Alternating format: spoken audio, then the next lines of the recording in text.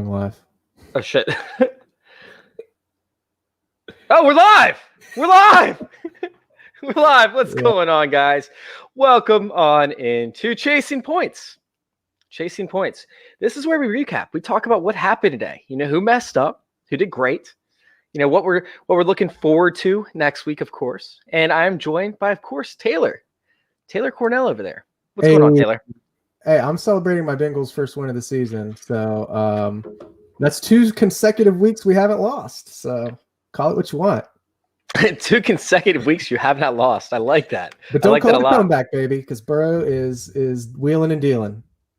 Dude, he looks good, man. He looks great inside the pocket. His feet, are phenomenal. I honestly think like it's reminiscent of Tom Brady and his pocket awareness, and Drew Brees and his pocket awareness. But he's way more athletic than both those guys. He's way more athletic, right? Yeah, he's ridiculously agile in the pocket, avoiding rushes and stepping up and keeping his eyes downfield. So I'm impressed with him. Of course, that's not to overshadow the Mixon day. Oh my God, man. Mixon went off, didn't he? And the worst part was, I got to vet for a second. The worst part was about Mixon was I got so nervous about that whole, rib injury because of what happened with Tyrod Taylor and rib injuries as a whole, tend to kind of limit players. I got so nervous, I took out my Cincinnati Bengals Joe Mixon stack for my DFS, and I forgot to put it back in because I was so busy this morning prepping for the week with all these injury updates. There were so many just to, looking into week 4. Mm-hmm. But a lot of these guys actually played, which was different from week 2, where we had a bunch of questionable tags, and those guys did not play. So, with that being said, was there any performance that really stood out to you? Mine has to be the Dak Prescott, and the Browns as a whole, right? I think the takeaway there is just how bad the Dallas defense is, and that no matter who they're playing, I think the opponent's going to put up some really good fantasy numbers, even though Baker, of course, didn't put up great fantasy numbers, but as a whole, that offense was just clicking. Well, I feel like this year is so much different than most other years. We always have good offenses with bad defenses, but I have never seen this like discrepancy of great, phenomenal offenses with absolutely insanely bad defenses like this amount. Normally there's 1 or 2 teams that we can look at, like the Chiefs back, 3 years ago or so, with Alex Smith there. But I mean, let me just go through it. Let me look at this real quick. We have the Seahawks, right? Awesome offense, terrible defense. Dolphins, above average offense. They struggled a little bit, this game, but they've actually been producing pretty high. I think they have, outside of this week, in weeks 2 and 3, they had 56 points combined. That's a good offense overall. The Texans are another one. The Vikings are another one. The Lions are another one. I mean, Cowboys, like we already mentioned, there are just so many teams with great offenses and bad defenses, and fantasy players are reaping all the benefits, right? Yeah, I think, going back to that Dallas game, I'm wondering if the big winner from the weekend, it's unfortunate because it's due to injury, but isn't Kareem Hunt, because now he just steps into a role where obviously Stefanski is wanting to, calm down, get a hold of yourself, Chase. We're live. Come on, man. Sorry. Oh man. Hey, I've got Hunt a couple places. I got Hunt a couple places as my RB1, and I was loving the production I was getting out of him, even sharing with Chubb. And if Chubb is out, we don't know how long it'll be, but assuming he's missing some games, Hunt steps right into a role where he's going to be, I think, extremely productive. He had 2 touchdowns today, so they've got the Colts next week, the Steelers. Depending on how long Chubb's out, they got the Bengals after that at the end of October. So, not the easiest matchups the next couple weeks, but I don't think it necessarily matters, his matchups, because he's going to be so involved. Yeah, I completely agree with you. I think that Hunt is going to be, just a major asset, regardless if Chubb is in or out. They've shown that they give enough volume to the running backs. Mm-hmm. And to that point, we saw an awesome game from Odell Beckham Jr. and Baker Mayfield pretty much just, blanked the bed. I don't know if I'm allowed to cuss on this podcast or not, but he blanked the bed. So Odell Beckham was the top receiver in the week with 38.4 fantasy points, I believe, at least in most PPR standard leagues. What are you going to do with Odell going forward? I'm trying like heck to sell him in Dynasty on most of my teams that obviously are somewhat more on the rebuilding side of things. I think if you're even contending team, though, it doesn't hurt to put some feelers out on what people might be willing to buy him for. He's now, I think, 2 out of the last 3 weeks with the Bengals game, and then this game has put up good numbers. The Bengals was 70 and a touchdown. This one's 150 total yards and a touchdown, 2 touchdowns. Crush it. Yeah. Crush it. It was actually 3 touchdowns. He had a rushing touchdown too. Oh, you're right. 3 touchdowns. My bad. He had the trifecta. Yeah. So, I mean, I think regardless of my team makeup, I'm exploring trading him away. But I mean, you can't hate this type of run he's on a little bit here. The 2 of the last 3 games, if you saw last year where we suffered through game after game where he's just disappointing. So, I mean, I'm still trying to sell, but I don't know. Are you back aboard like Odell Beckham elite status? Well, I always had him higher than most people did. I just think that the talent trumps all. Now with Stefanski there and how much he likes to run, it always made me nervous, but I had him up there, for redraft leagues. I had him like, right behind like DJ Moore, DJ Chark, those kind of guys. But he's still in that category for me in redraft. In Dynasty, if I'm trying to win now, I'm going to go out and buy him. It's tough to know which weeks to start him. Mm-hmm. And over this next 3 weeks, you actually won't be able to start him. He's got Indy, Pittsburgh, and Cincinnati, which, are all 3 shaky matchups. But then he has Las Vegas. Then he has Houston. Then he has Philly. Then he has Jacksonville. Then he has Tennessee. Baltimore's a little bit tougher matchup, but, like you're probably about to mention here in a little bit, Terry McLaurin had a good matchup today up against Baltimore. But then he has the Giants and the Jets to finish out the season. Obviously, if you, don't play week 17 with Pittsburgh, which most don't, Jets are going to be the championship week. So Odell Beckham, dude, he's looking good to me. He's looking good. And although I'm concerned about his volume, that home stretch schedule looks sick. It looks sick. It looks awesome. Schedule's nice. You're right. But you hit on the main concern I have with him is with Stefanski, you're really relying on not volume, you're relying on efficiency. And while I think Beckham can be efficient, I don't trust Baker to be efficient enough. I mean, when you think about Beckham's touchdowns today, it was a pass from Jarvis Landry and an end around run. It wasn't Baker getting him the ball in an efficient manner necessarily. So that's my concern going forward, is whether Baker is going to be efficient enough to sustain good production from Beckham. But I think Baker's the problem, not Odell Beckham. On the other end, Amari Cooper went off. I think it was a major result of the Cowboys being down. But he's had a really great season. He's actually exceeded my expectations this season. I'm always skeptical on 2 guys. One of them was Amari Cooper. The other one's Tyreek Hill. I don't like drafting either one of those guys early. And Amari Cooper especially has exceeded my expectations and did well up against one of the top cornerbacks in the league, Denzel Ward.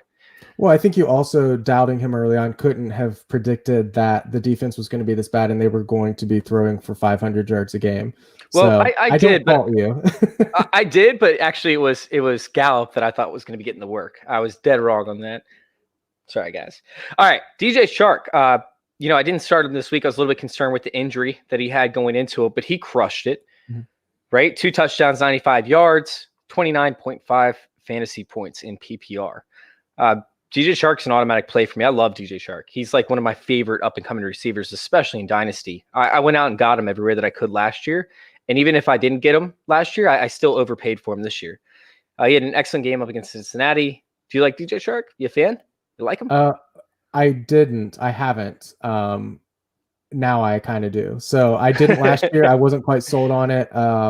This year, he was kind of injured, I think, last game or whatever. So I wasn't, quite on board with just a couple games of production this year. But I mean, actually seeing him play today again, he's obviously the top target on that team, although it was encouraging to see how much Laviska was, given some touches today too. But I mean, Chark showed just great body control and toe tapping on the touchdowns and things like that. So I was really impressed with him. Yeah, I love it. By the way, you should change your Twitter handle to Matt Damon and just see what happens. Anyways, let's go ahead and go through a few of these games. We named some of the standouts with Joe Mixon. Of course, Dalvin could have had an excellent game as well, but I want to go through these actual games. Yep. So let's go ahead and check these out. We had the Washington football team up against the Ravens, and Lamar Jackson looked great. He got pulled in the fourth quarter, so RG3 could come in and throw an interception. Let's go ahead and go through your take on this, because I have a different take than what you do. Yeah, I mean, I thought the most interesting takeaway I had from this game actually was I wasn't expecting that type of production from anyone on that offense for Washington against Baltimore, and to have Gibson kind of have his breakout game where he has almost 130 total yards, most of which was through the air. And then McLaurin still force-fed 14 targets. He was 10 for 118, and he even came into the game, I think, questionable. He popped up on the injury report late in the week with a thigh. So I was a little skeptical. I still started him. But I'm wondering if those guys are kind of showing that even though that offense is kind of a dumpster fire and Haskins probably isn't the quarterback of the future there, it might not matter. Like Gibson and McLaurin might be startable every single week, no matter the opponent. What are your thoughts? So I'm actually going to go on the other side of this. I do like McLaurin. I'm hoping Washington. I always have a special place for them in my heart. They're my team. I don't support their organization. I don't support what the team does. So I'm done buying their merchandise. I'm done actually, supporting the team itself. But for Washington's sake, as a fantasy football analyst, I hope that they get a quarterback, whether that's Justin Fields or whether that's Trevor Lawrence or any one of those quarterbacks to come in. I hated that Haskins draft pick. They needed help on the offensive line, and it's showing. However, they're still getting production out of their playmakers, and they went to their playmakers with Terry McLaurin and with Antonio Gibson. That's only two playmakers on the field. They don't have anybody else. Steven Sims wasn't playing this game, but he's undersized. He's slow. He's unathletic, and he has small hands. He's not going to be a receiver that's going to last very long.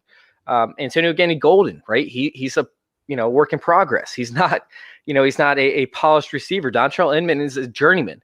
So of course they're going to go to Terry McLaurin. Of course they're going to go to Antonio Gibbs, or at least I hope they do, because Scott Turner, he just doesn't get it. Like, it doesn't click with him. But what my take on this was this defense. This defense is going to be very, very good. Both Matt Ioannidis, who's out for the year, right? He wasn't playing. And then you have Chase Young, who's out for at least, a week or two. He wasn't playing. And yet they still held Lamar Jackson to under 200 passing yards, I think. Yep. 193 and a pick. And a pick with 2 touchdowns, by the way. So he did get the 2 touchdowns. But when you have that many, opportunities, and you have that much time in the pocket, it's going to happen. Meanwhile, he had one big run. But outside of that big run, what was that run? 50 yards, I think? Yeah, 50 of his 53 came on the touchdown run. So he had 6 rushes for 3 yards. That's how good and how fast this defense is. And yeah, they did have one blown coverage, and that kind of thing happens from time to time. But this defense is young. This defense is looking sexy. And moving forward, I'm scared to play teams up against this Washington football team's defense. So on to the next game. We have, I'm a little bit behind. Sorry. On to the next game. Let's talk about the Dolphins and Seahawks, which was very underwhelming. Yeah. I think Tyler Lockett was probably the biggest disappointment there. Dude, that was brutal. It was brutal. And I didn't see it coming. He did drop 2 balls. Extremely unexpected too. You wouldn't have thought that he was going to struggle this game. We had no indication that this might be a matchup you want to look out for Lockett. You just assumed he was going to keep cooking. I thought this was going to be way higher scoring than it was. And honestly, the score is not indicative of the actual, of what happened with the game. This game was what, 12-17 up until the tail end of the fourth quarter. And then they scored a bunch of touchdowns at the tail end of the game. It was disappointing, to say the least. Gesicki disappointed, right? Preston Williams disappointed. Myles Gaskin, I didn't think Myles Gaskin was going to go off, but if you started Myles Gaskin, you're disappointed. Seahawks actually, by the way, Seahawks are really, really, really good up against the running back. Not just the rushing running backs, but they're really good up against pass catching running backs. Last week, you saw what they did up against Myles Gaskin this week, but last week up against the Cowboys, they only allowed 19 yards on 7 receptions to Ezekiel Elliott. So moving forward, I'm not playing any running backs up against Seattle. Got a take on that? No, sorry. There's audio coming through my headphones at the same time you're talking. So stupid ads on ESPN. No, no, when you take away Fitzpatrick's rushing today, their running backs were really 16 for 60-ish or so. And again, how confident were you pumping Gaskin out there again? I'm not exactly sure anyways, but I thought the the fact that the Dolphins put up 23, which isn't, extremely high scoring, but they weren't shut out, to put up 23 points and Preston Williams to disappoint, Gaskin disappoints, Gesicki disappoints, other than Devontae Parker. Which I had going off, by the way. I had Devontae Parker going off too. But there you go. I mean, are they close to going to Tua, or are you thinking they give it some more time? Ryan Fitzpatrick looked okay. There were a lot of drop balls and whatnot. But, I mean, as long as they're competitive, which they were in this game for the majority of the game, they only lost by a touchdown and 2-point conversion. Mm-hmm. They're not pulling Fitzpatrick out. The team loves Fitz. So they're not moving on from him. I think week 12 is an opportunity for them to slot him in. It's sometime later in the season, but I think that they're going to stick with Fitz for most of the year. By the way, big shout out to Dave over there. Unfortunately, I can't highlight your comments, but yeah, love you, Dave. Thanks for tuning in. All right, on to our next game. I guess we got to speed this up because we're supposed to be only like 15 to 20 minutes, but good luck with that. All right. The Chargers. Oh my God. Justin Herbert looked amazing for the first part of the game. He kind of melted a little bit under pressure, but I mean, they lost Eckler, right? Which, have you seen any news on Eckler? Do you know what happened? They said multiple weeks, hamstring, and he had his leg in a brace for his, supporting his hyperextended knee. So they're saying multiple weeks, not season. So we'll see. Don't know how long that might be. Joshua Kelly's a absolute ad. What about Justin Jackson? Are you going to pick up Justin Jackson at all? Somehow I actually already have Justin Jackson because I was banking on him being the Eckler backup more than Kelly earlier in the offseason. And so I kind of went all in on Justin Jackson in some places. And so I don't know that I don't know. I mean, didn't Kelly have a fumble or two today? I thought he did. He had his second fumble. He had at least one, but he did have his second fumble 2 weeks in a row, minimum. Yeah. So I would be a little worried about that, but I don't know. I don't think Justin Jackson is necessarily as talented as Joshua Kelly. So, but again, you need opportunity, and you assume he's going to jump into a 1A, 1B type of thing with Kelly. I don't think Kelly comes in and becomes a workhorse necessarily, do you? Well, I mean, he kind of already was to an extent. He had 23 carries 2 weeks ago or a week ago. He was always that Melvin Gordon type player. Mm-hmm. And he was actually better than Melvin Gordon, in my opinion, at playing that role. I like Joshua Kelly a lot, but Justin Jackson is a big question mark. How much fab are you going to throw at him? And I think he's worth, a good little portion of it because he is a poor man's version of Austin Eckler. So if you have Austin Eckler, I'm not saying go throw, 20% or 25%, but, 10% towards Joshua Kelly for a few weeks. If Austin Eckler does miss a significant amount of time, kind of like it. Now, Rojo was actually really successful this week, right? Yeah. This was a great week for the Rojo fans. But he dropped 3 passes. Mm-hmm. Yeah. So I don't know. It doesn't matter, though. I mean, he dropped the passes, but he still got 26 touches. I mean, so he was given enough opportunities to even drop 3. So I don't know. I mean, you would think that was last week where they had the fumbled exchange between him and Brady, and then he kind of vanished from there, and you think he's in the doghouse. It's like, he goes back out there this week and makes mistakes and still gets 26 touches.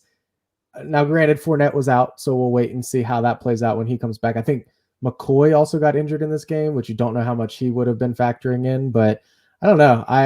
I never was super strong for or against Rojo, so I'm pretty lukewarm on him anyways. But you can't deny that opportunity, 26 touches in a game. Well, the interesting part was Cam Akers came in later in the game on passing downs. Keyshawn Vaughn. Or Keyshawn, I'm sorry. Yeah, Keyshawn Vaughn. I apologize. You're right.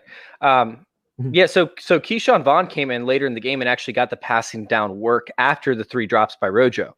So if Fournette does return, it's a major concern for me. That even with McCoy going out, Rojo could end up losing snaps next week if, Fournette has more of the hot hand at the time. I'm a little bit concerned about Rojo, although he did produce. So if you're somebody that's a Rojo fan, I wouldn't recommend going out there and trying to overpay for him or anything like that after this performance. I'm not on Rojo as much as a lot of people are this week. Yeah, I wouldn't say that you can look at this performance and say it's a precursor for success, and this opportunity will be there all season long. I think, like you said, just as early as next week, you could see snap share go down, touches get shared a little bit more between Fournette if he's back, and if they start working Keyshawn Vaughn more. So I don't know. This might be his high point of the season. Absolutely. So Is Justin Jefferson actually now a thing? I mean, you say it like he wasn't already, a thing. He had 1 week. He had one good week. Now he has 2 good weeks. 2 out of 4. Is he a 2 thing? out of 4. Yeah, I'll take it. I think so. I mean, I had him pretty. Actually, I guess I was technically low on him compared to a lot of people. But I still had him, I think, at like wide receiver 5 in this class coming into the season. My main concern was, again, he's going into a role where I thought he'd probably be outside more than he was used to in college, where he was almost exclusively the slot. So I had some questions about fit, and I was a little worried about Kirk Cousins having, the arm to support two wide receivers like he did with Diggs and Thielen. But it kind of looks like Jefferson's slotting in nicely. I mean, he again is making the most of not a ton of looks. I mean, 5 targets, 4 catches, 100 yards. That's extremely efficient. But I mean, that's pretty encouraging for, and I think he came out after the game and said, "Hey, I haven't had a preseason. This is like my preseason. I'm just getting warmed up here." So, I mean, he's got the swag to go with it. So, yeah, I like Justin Jefferson a lot. I did, coming out of college, and like you said, it concerned me with his role, especially since he succeeded in the slot, and that's going to be the Rudolph and Irv Smith Jr. Area, but like they're not playing that role. Like they're not getting receptions. All of Kirk Cousins' targets are going to the wide receiver, which I think is kind of like a sign. Hey, what's up, coaches? I'm throwing the ball to the wide receivers. I'm not doing these stupid dump offs. Like, give me some more opportunities. So we'll see how that goes, moving forward.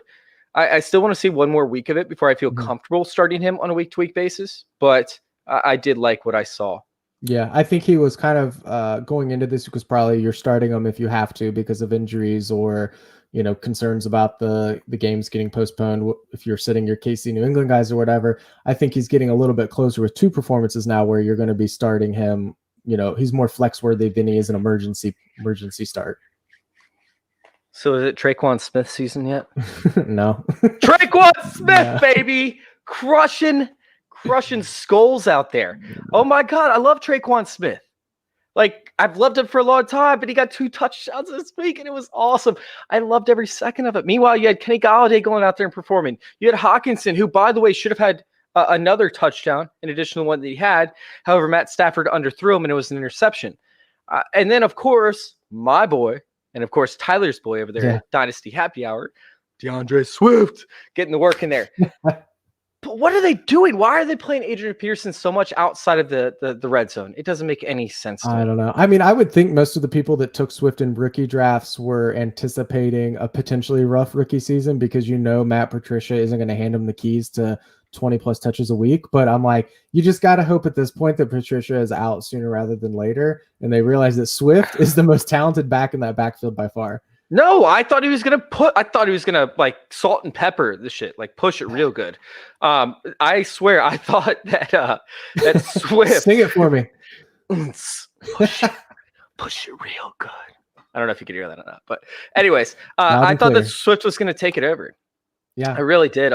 Swift was an absolute, monster over there at Georgia, and he was my favorite rookie coming out up until the combine. And then I moved Jonathan Taylor slightly ahead of Swift, just slightly. And even after the draft, I still had Swift ahead of Clyde Edwards-Helaire up until they signed Adrian Peterson. And that got me a little bit concerned.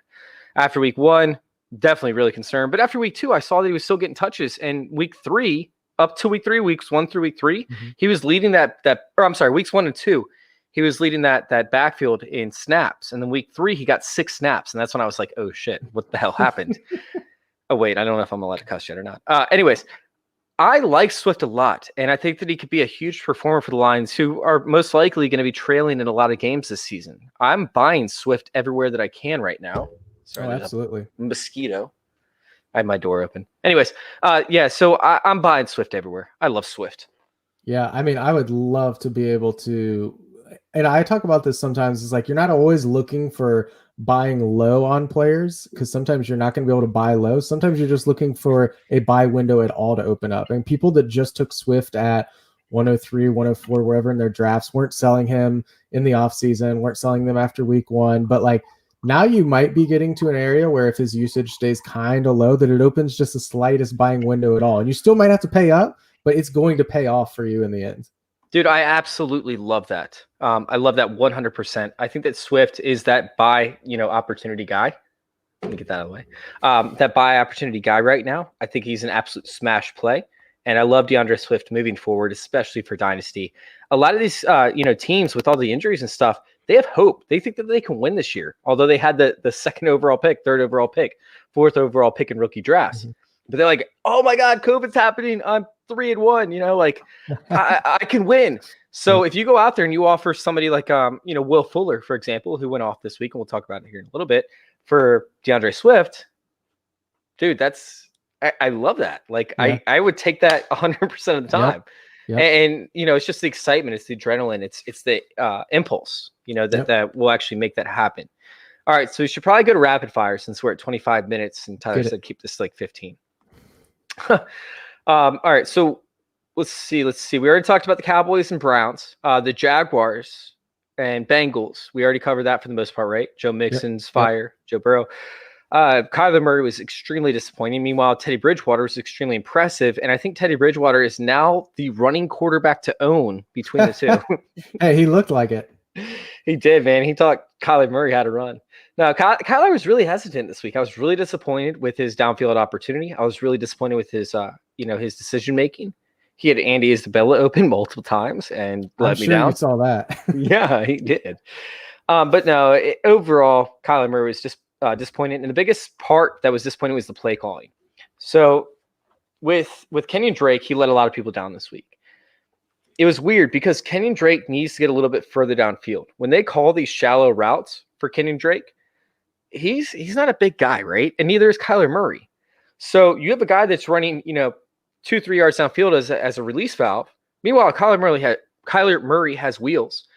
And with the passing lanes that get opened up by the offensive line, it's blocking his release valve from getting targets. So by putting him close to the line of scrimmage and passing down situations, it's almost counterproductive because Kyler Murray can actually gain those yards with his legs by himself. I don't really understand what Cliff Kingsbury is doing over there with the running back situation. However, I don't I just can't get behind Kenyon Drake. There was a lot of disappointment out of this game from Arizona. I mean, the 4.3 yards per attempt for Kyler Murray is disgusting. He saved it with 3 touchdowns and 78 yards rushing, but I mean that's just yucky. And I know Hopkins was a little hobbled. You can bleep that out if you need to. Hopkins was a little hobbled, but I mean 7 for 41 was unimpressive. Drake obviously has got his fantasy managers a little worried. I don't know if it's Chase Edmonds' season yet, but there's some whispers he might be getting some more opportunity, so we'll see. It's Eno Benjamin season, just saying. Oh, is it? Well, all right. So Chase Edmonds can't stay healthy. He can't. It's not promising for Chase Edmonds to finish the season. Even in college, I don't think he finished a fully healthy season. I might be wrong on that, but I'm pretty sure he didn't have a full healthy season in college. Meanwhile, you saw him play 2 games last year, and he got hurt in both games. I'm pretty sure, at least banged up. I like Chase Edmonds a lot. I think he's very, very talented. I think that he could be a starting running back if he could stay healthy. But all 3 of these running backs have very, very similar profiles. And the only one that's been able to be consistent, throughout college and the pros, well, obviously not the pros because, Benjamin hasn't had a chance, but throughout college was Eno Benjamin. I was going to say, Eno put up a pretty consistent bagel today. Yeah, he's been consistent in the pros by putting up zeros. Over to DJ Moore. Another disappointing performance, but Patrick Peterson, is relatively good. I mean, he allowed some yards over there to Terry McLaurin, but he's pretty overall solid. And the Cardinals, dude, they're looking better on defense. They're slightly improving. What's your take on DJ Moore? Do you think that was just a flash in the pan? Do you think that this rough start to the season? He's been kind of rough for now a quarter of the season. I mean, people have to start thinking that we are not only a quarter of the way through the NFL season, we are about a third of the way through the fantasy regular season. Usually like 12 weeks or so is your regular season. So we've got, while it's still small sample sizes, it's still meaningful for the course of your season. If he does 4 more games like this, now you're really in trouble potentially. I did just trade for him in Dynasty this week because I really wanted some DJ Moore in my life. I think better days are ahead, but I'll be honest, I did not expect Robbie Anderson to be as involved in the offense as he has been so far. I traded him, I think, after week 1 for a future second and thought I was running away, robbing the guy. And now I am questioning that one just a little bit. I'd probably still do it. But I don't know. Robbie Anderson looks like another one of those guys that's going to thrive away from Gase. And if he is going to be as productive as he has been or somewhere near there, that's obviously going to cut into DJ Moore. But I don't know. You look at those first few years of DJ Moore's career, and he's producing at age 21, age 22. Like, he's so young. I don't think he's all of a sudden lost anything. So I think he'll be fine in the long run. But if he's your wide receiver 1 right now, you're probably struggling a little bit putting him out there each week. Yeah. So, yeah, it's tough. And I'm going to go through the route tree this week. And it's going to be featured on my Tuesday show for Dynasty Happy Hour. I'm sorry, for Fantasy Intervention. But looking over the first couple weeks, it's like the polar opposite. Like, DJ Moore was running the routes that Robbie Anderson, or at least I thought Robbie Anderson was going to run. Meanwhile, Robbie Anderson is running the DJ Moore routes. So I don't know if they're doing that to kind of mess with defenses up until they switch. And I think he could be in line for a big time finish to the season. So I think you can kind of buy him cheap. But it does make me a little bit nervous. So yeah. I just had to cover that one. I had to get that one out. All right, the lowest scoring game, or second lowest scoring game of the weekend, was the Giants with 9 points and the Rams with 17 points. What's going on over there? Like, Darrell Henderson didn't get the workload. It was split up. What happened? Like, I don't get it. I don't know. I have no idea. It was funny because I had the game on, was kind of watching on and off. I can't say it really had a lot of my attention, to be honest. I did look up and see the Cooper Kupp touchdown, which I had him on a team and was super excited about that. But even that was, I don't know if it was really a blown coverage, but it was down the middle of the field, and then he just outran some guys that took some bad angles. So it looks like a better day offensively for him. Made Goff's numbers look okay, 200 yards and a touchdown, but that offense was sluggish today. I was expecting 9 points or something like that out of New York, but the Rams, after being so explosive and efficient for 3 games of the season, to come out against a crap team in New York and put up that was not what I was expecting.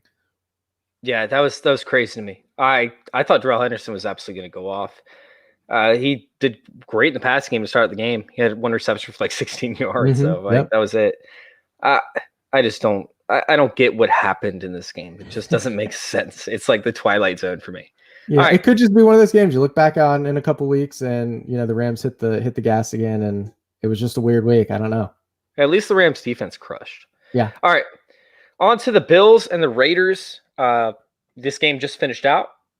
Obviously, people said don't play Diggs, but I said play Diggs, and Diggs worked out. Meanwhile, the Raiders struggled big time without their weapons. Nelson Aguilar is a good receiver, man. He is good. He has bad hands, but he's a good overall receiver when it comes to getting open.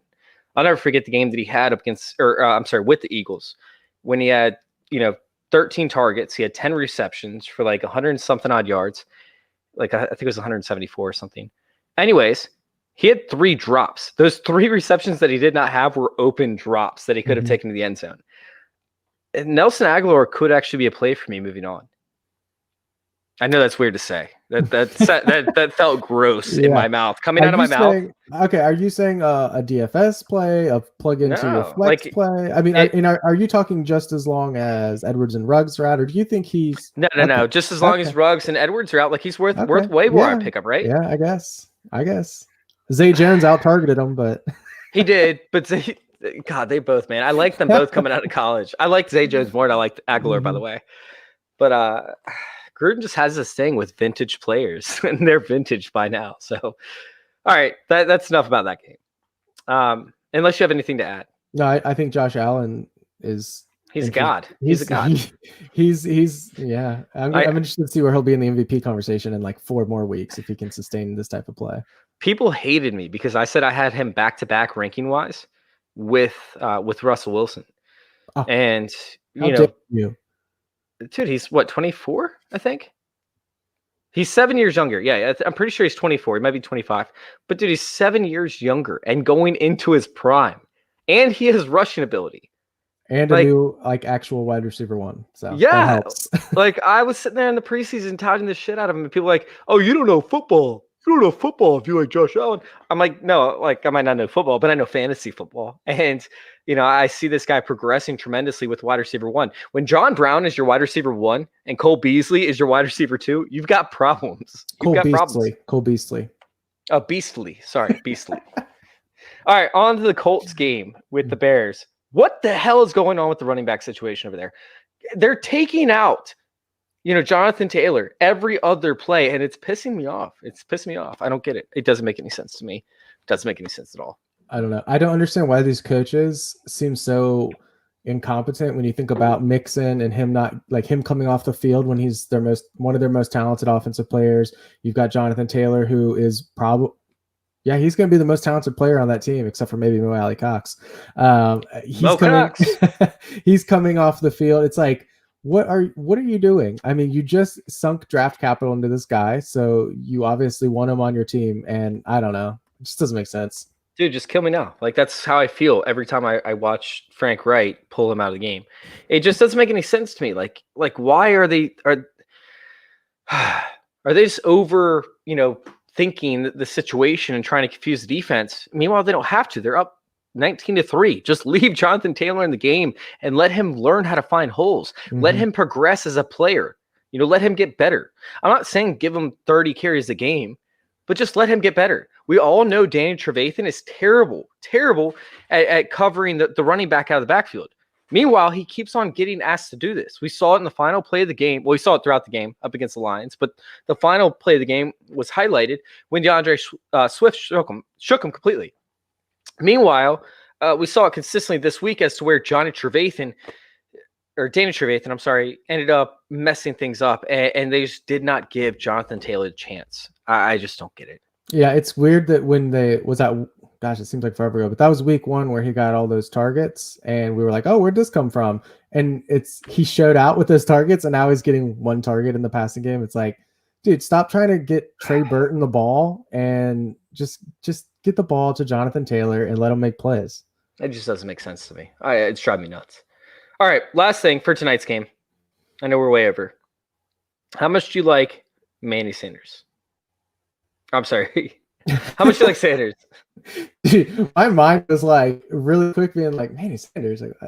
I love him. I think he's going to have a great game, honestly. I know the concern is he's the only offense, or really the only offensive weapon there. So, they're really going to key in on him. And they just lost Peters, I think. They did, yes. So they've lost like another offensive lineman. So I get the concern that you can think that they're really just going to focus on him. But I just think that means he's even more involved. I think he's going to get 25 touches tonight. And again, I know I was talking about the Bengals, but I watched him last week against the Bengals, and he's so freaking good. Like, he's so good. And when they put in Boston Scott and they run the ball with Boston Scott or Corey Clement, you can tell without even looking at the numbers that player is less talented. And I'm like, that's not Miles Sanders. Like, just get Miles Sanders the ball, get him the ball in space, and keep going to him, because they went away from him last week, even though it was working.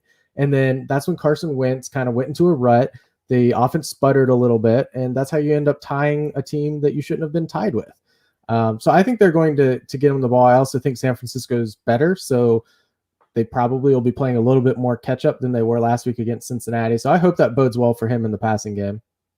I just hope they watch game film, because the only way that you're going to end up taking home a trophy, right, from TrophySmack.com, which, by the way, TrophySmack.com, it's one of our sponsors. The only way you're going to do that is by playing Sanders this week. It's a smash play. Sanders is huge for us. I just see him completely dominating this game. Last week, he only got 18 carries in 5 quarters, which blew my mind. And I hated it. I think that he could absolutely go off and smash this week.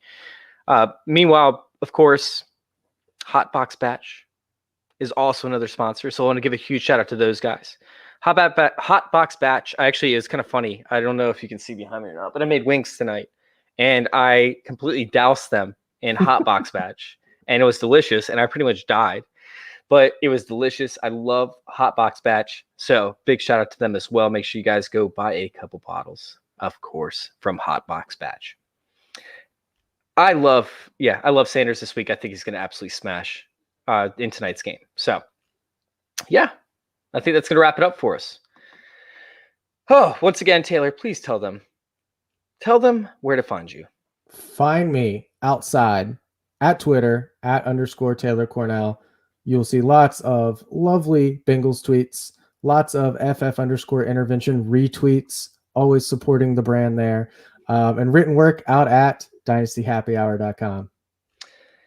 Oh man, I appreciate you guys for listening. Of course, you guys can find me at FF_intervention. You guys can also find me at lanktr.ee/fantasy intervention as well. Oh, Dynasty Happy Hour, Dynasty Nerds, the pregame HQ. Love it, guys. Anyways, Tyler, I see you in the private chat. We're pretty much done. Thank you guys for listening once again, and thank you for tuning in to Chasing Points. See you guys later. Tyler, we're done. We're done. Text me when you are done. End it. We're still live. Should we just give his number out here live? I think we should. It's 507. Area code 507. Oh, man. Tyler, how good are you feeling after that win tonight, man? How good am I feeling? No, Tyler. Oh, well, you said Tyler. Wait. I thought maybe you meant Taylor. Where the hell? I don't have my phone next to me. Oh, I have my phone. Yeah. Text him. End this thing. I try to cut it. We ran way too long. We're supposed to be 15 minutes. We're at 40 minutes. 507-272. Oh, I actually didn't mean that.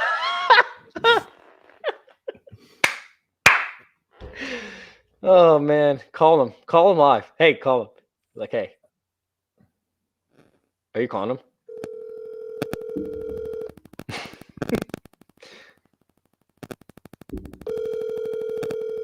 Sounds like you're in a helicopter. I mean, you're not going to answer? I know you're there. He's like, who's this 513 number? He's going to fire me for going over 15 to 20 minutes. Wow, this is embarrassing. He's not going to answer me live. 507. Don't want to play his phone number there. We're done, man. Text him. See if he responds on the text. I did text him. I texted him first, and I called him.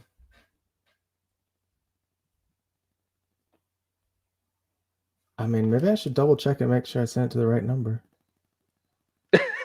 Yeah, send it to the right number. All right, I'm going to go ahead and exit off the screen so we're not sitting here looking like dummies. Thanks for coming on, Taylor. Love you. Yep, have a go.